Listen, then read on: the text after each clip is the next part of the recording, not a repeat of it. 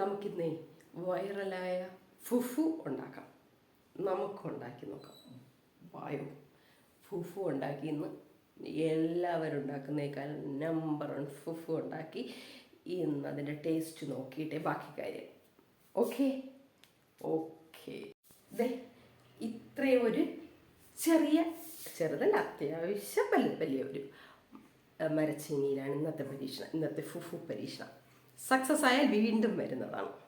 അപ്പോൾ വരൂ, നമുക്ക് പോകാം, ഫുഫു ഉണ്ടാക്കി വിജയിക്കാം.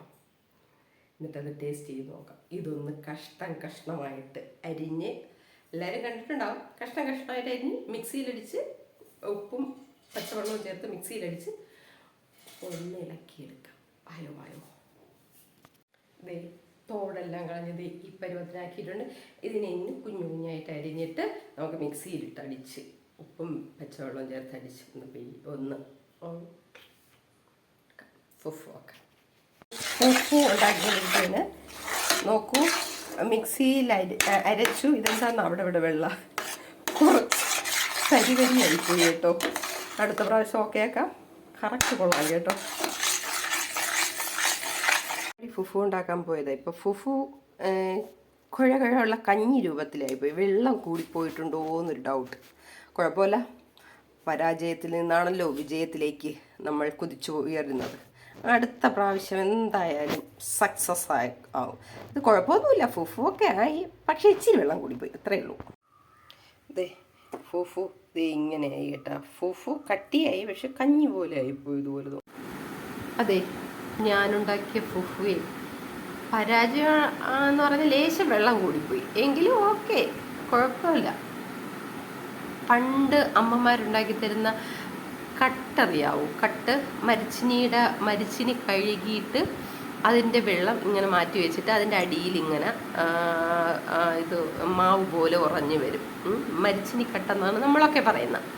ആ മരിച്ചിനിക്കട്ട് ഇങ്ങനെ അടുപ്പത്ത് വെച്ച് ഇതേപോലെ ആക്കിയിട്ട് അത് അതുപോലെ തന്നെ അതിങ്ങനെ അടുപ്പത്ത് വെച്ചിട്ട് ഇങ്ങനെ കാച്ചിയെടുത്തിട്ട് തിളപ്പിച്ചതിനെ ഇങ്ങനെ വേവിച്ചെടുത്തിട്ട് വാഴയില വെട്ടിയിട്ടിട്ട് അത് വെയിലത്ത് ഈ കട്ട് കാച്ചിയത് ഇങ്ങനെ ഒരു കുഞ്ഞ് പപ്പടത്തിൻ്റെ അത്രയല്ല, അതിനേക്കാൾ കുറച്ചുകൂടെ ചെറുതായിട്ട് ആ വലിപ്പത്തിൽ ഇങ്ങനെ കോരി ഒഴിച്ചിട്ട് അതിനെ ഉണക്കിയെടുത്തിട്ട് എണ്ണയിൽ വറുത്ത് കഴിക്കുമായിരുന്നു.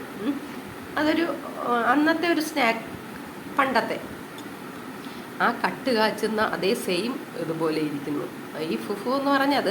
ഇത് വെള്ളം കുറച്ച് കട്ടിക്കെടുത്ത് കഴിഞ്ഞാൽ അത് ഉരുണ്ട് അങ്ങനെ ഇരിക്കും, ലേശം ഇങ്ങനെ ഒട്ടലോടെ ഇരിക്കും. ഇത് വെള്ളം കൂടിക്കഴിഞ്ഞാൽ ആ നമ്മുടെ പണ്ടത്തെ ആ കട്ടിൻ്റെ കട്ട് പറ്റലിൻ്റെ ഒരു ഓർമ്മ, കട്ട് കാച്ചിയതിൻ്റെ ഓർമ്മയാണിത്.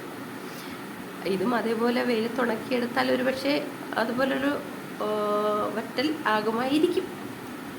പണ്ടത്തെ സ്നാക്സ്, ഞങ്ങളുടെയൊക്കെ കുഞ്ഞു നാളിലെ സ്നാക്സ് ആയിരുന്നു മരച്ചിനി വറ്റൽ, ഇങ്ങനെ മരച്ചിനിയുടെ കട്ട് വറ്റൽ, അതൊക്കെയായിരുന്നു ഞങ്ങളുടെ കാലത്തെ സ്നാക്സ്. ഇപ്പോഴല്ലേ ലേസ്, അതുകൊണ്ട് തന്നെ അന്ന് നമുക്ക് കുഞ്ഞുനാളിൽ അസുഖങ്ങളൊന്നുമില്ല.